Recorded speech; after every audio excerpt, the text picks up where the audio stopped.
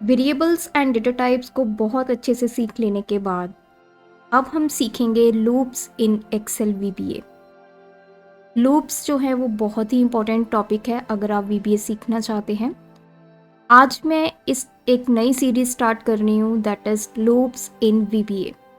इस सीरीज़ में हम बैक टू बैक काफ़ी वीडियोस लेके आएंगे जो सारी ही लूप्स के रिलेटेड होंगी।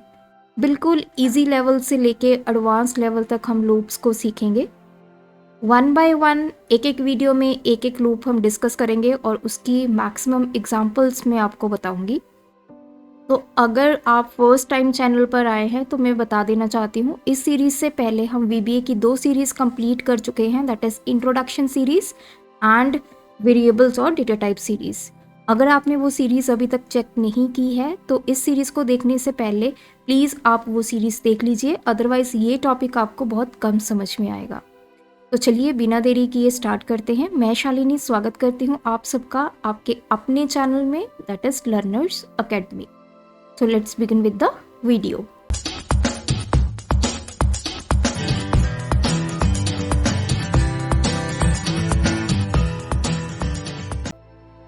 सबसे पहले बात करेंगे लूप्स। अब लूप्स क्या है? देखिए, लूप का मतलब होता है रेपिटिशन। कोई ऐसी चीज़ जिसको आप बार बार करना चाहते हैं तो उसको हम VBA में हमने नाम दिया है लूप। अब फॉर एग्जाम्पल, अब सपोज कीजिए कि मुझे वैल्यू प्रिंट करवानी है 1, 2, 3। जब भी मैं रेपिटेशन की बात करूँगी तो ज़रूरी नहीं है कि मेरी सेम वैल्यू ही बार बार रिपीट होके आए, वैल्यूज़ डिफरेंट भी हो सकती हैं। दूसरी एग्जांपल लेते हैं, अगर मुझे 2 नंबर्स को ऐड करना है तो मेरे पास A और B वेरिएबल्स हैं और फर्स्ट टाइम मैंने उनमें वैल्यू डाली 5 और 5, मुझे रिजल्ट मिल जाएगा 10। लेकिन नेक्स्ट टाइम मैंने A में वैल्यू डाल दी 6 और B में वैल्यू डाल दी 4, फिर से 6 + 4 हुआ 10 वैल्यू हमें मिल गई है। तो जो काम हमने करना है वो सेम है, that is addition of 2 numbers, लेकिन उसमें जो मैं नंबर्स अप्लाई कर रही हूँ A और B में, दैट आर डिफरेंट। तो कोई भी काम आप एक्सेल में जो बार बार आप करना चाहते हैं तो उसको या तो फर्स्ट ऑप्शन है कि बार बार वो स्टेटमेंट्स आप लिखते जाइए, कॉपी पेस्ट करते जाइए और उसकी हेल्प से आप उस टास्क को कर सकते हैं। लेकिन सेकंड ऑप्शन है हमारे पास लूप्स की, सिर्फ सिंगल एक स्टेटमेंट की हेल्प से आप अपना काम झट से कर सकेंगे। अब लूप्स का हमें क्या यूज़ है, क्यों हम लूप्स को यूज़ करेंगे? देखिए, जहाँ पे बहुत सारी कोडिंग होती है तो वहाँ पे हमारे पास इतना टाइम नहीं होता कि हम अपने टेक्स्ट को कॉपी पेस्ट करते रहें। अब 1000 टाइम्स मैंने 2 नंबर्स को ऐड करना है तो मुझे 1000 टाइम्स उस स्टेटमेंट को कॉपी पेस्ट करना होगा। वहीं पे मैं एक कोड लिखूंगी, एक स्टेटमेंट लिखूंगी और 1000 टाइम्स आप एडिशन कर सकते हो 2 नंबर्स की। तो which one is the better option? Best option यही है कि आप अपना टाइम सेव करें और सिंगल स्टेटमेंट की हेल्प से आपका काम भी हो जाए और आपका टाइम भी सेव हो जाए। तो ये बिगेस्ट एडवांटेज है लूप यूज़ करने की। तो इस वीडियो में मैं आपको सबसे बेसिक लूप के बारे में बताऊंगी, that is for next loop. यहाँ से आपकी लूप्स जो है VBA में स्टार्ट होती हैं। ये बिल्कुल ही बेसिक कंसेप्ट है, एक एग्जांपल के साथ हम इसको एक्सप्लोर करेंगे और आने वाली वीडियोस में मैं आपको और एग्जांपल के साथ ये कंसेप्ट क्लियर करूँगी। तो उसके लिए हम सबसे पहले अपने डेवलपर टैब में जाएंगे और विजुअल बेसिक को ओपन करेंगे। यहाँ पे मैं इंसर्ट करूँगी एक नया मॉड्यूल। तो ऑप्शन एक्सप्लिसिट ऑलरेडी मेरा आ चुका है। ये क्या होता है, इंटरव्यू में मोस्टली क्वेश्चन पूछा जाता है, what is option explicit in Excel VBA। इसके बारे में मैं वीडियो ऑलरेडी बना चुकी हूँ, अगर वो भी वीडियो आप मिस कर चुके हैं तो उसको भी आप प्लेलिस्ट में से चेक कर सकते हैं। तो देखिए, फॉर नेक्स्ट लूप क्या है। अब यहाँ पे जो मैं प्रोग्राम आपको बनाने सिखा रही हूँ, that is to display numbers from 1 to 5। 1 से लेके 5 तक हम नंबर्स को डिस्प्ले करेंगे with the help of for next loop. तो देखते हैं कैसे। सबसे पहले तो मैं अपना सब प्रोसीजर लिखूंगी। सब प्रोसीजर का आप नाम कुछ भी दे सकते हैं, तो मैं यहाँ पे लिख देती हूँ नेक्स्ट लूप, क्योंकि हम फॉर नेक्स्ट लूप को यूज़ कर रहे हैं। अब देखिए, इसमें सबसे पहला जो काम होता है वो होता है एक वेरिएबल को डिक्लेयर करना। वेरिएबल डिक्लेरेशन कैसे होता है ये मैं अपनी प्रीवियस सीरीज़ में आपको बता चुकी हूँ, बहुत अच्छे से हमने इसको डिस्कस किया।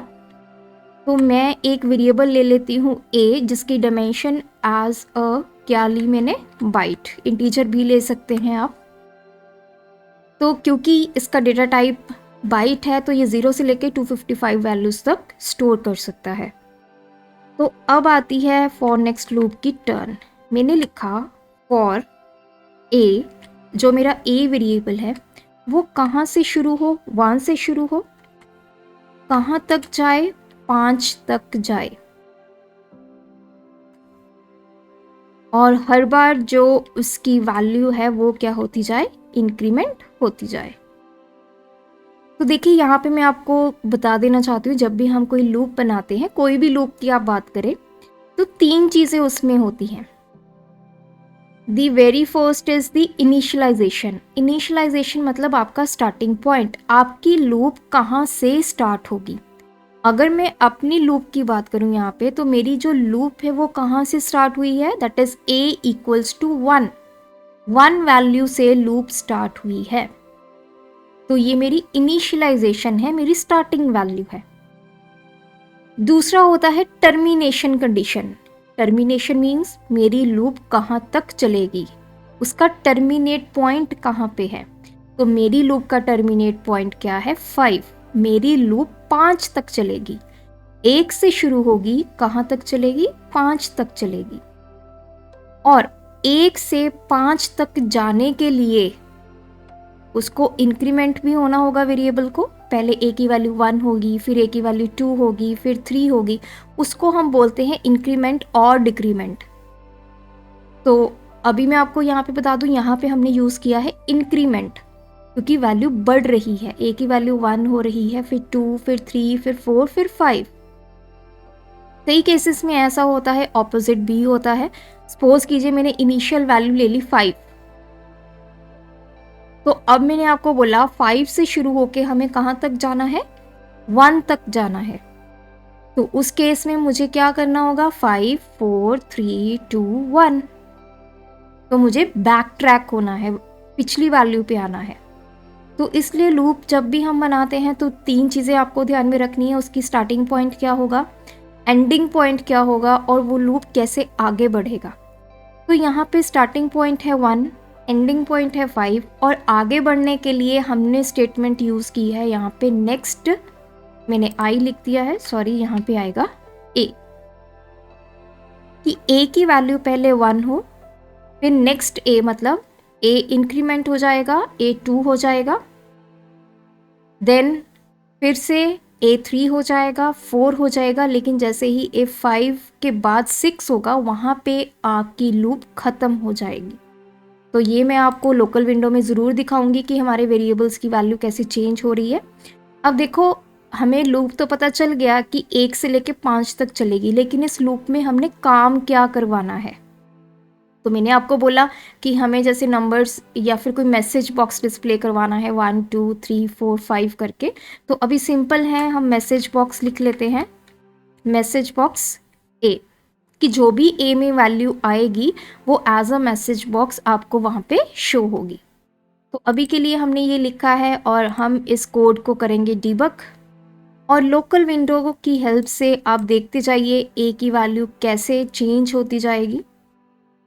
तो देखिए इनिशियली ए की वैल्यू 1 हुई, तो यहाँ पे लिखा आया है माइक्रोसॉफ्ट एक्सेल 1।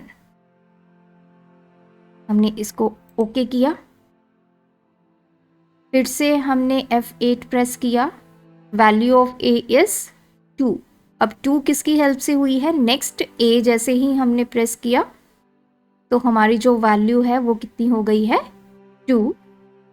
फिर से मैं F8 प्रेस करूँगी तो देखिए यहाँ पे मैसेज बॉक्स में क्या आ चुका है, 2। इसको मैंने ओके किया, वापस कंट्रोल आपका लूप में चला गया। दोबारा से मैं F8 करूँगी, ए की वैल्यू हो चुकी है 3। F8 दोबारा से करेंगे, यहाँ पे 3 डिस्प्ले हो गया है। F8 की हेल्प से मैं इस कोड को रन कर रही हूँ। देन F8, ए की वैल्यू 4, अगेन आपका यहाँ पे 4 डिस्प्ले हो गया है। देन ए की वैल्यू 5 हो चुकी है। 5 डिस्प्ले हो गया है और जैसे ही मैंने 5 के बाद वैल्यू 6 हुई ये ऑटोमेटिकली लूप से बाहर आ चुका है। तो अब आपकी लूप वहाँ पे ख़त्म हो चुकी है। तो इसका मतलब हमारे लूप ने क्या काम किया कि जो स्टेटमेंट मैंने 5 बार लिखनी थी वो एक ही स्टेटमेंट मैंने लिखी और लूप की हेल्प से हमने उन वैल्यूज़ को डिस्प्ले करवाया है। नहीं तो मुझे हर बार लिखना होता था मैसेज बॉक्स 1, मैसेज बॉक्स 2, 3, 4, 5। अगर मुझे ऐसे इसको डिस्प्ले करना था तो वो हमारा मेथड हम यूज़ नहीं करते हैं। तो मोस्टली जो प्रोग्रामर्स होते हैं वो लूप्स का यूज़ करते हैं। लूप्स की हेल्प से आपका टाइम भी सेव होता है और आपकी जो इसकी एग्जीक्यूशन स्पीड है वो भी थोड़ी फास्ट हो जाती है और ये एक अच्छी प्रोग्रामिंग की एक आप कह सकते हो कि निशानी है। एक अच्छा प्रोग्राम वहाँ से समझा जाता है कि उसने प्रोग्राम किस तरह से लिखा है। तो इस वीडियो में मैंने आपको समझाया फॉर नेक्स्ट लूप क्या होती है।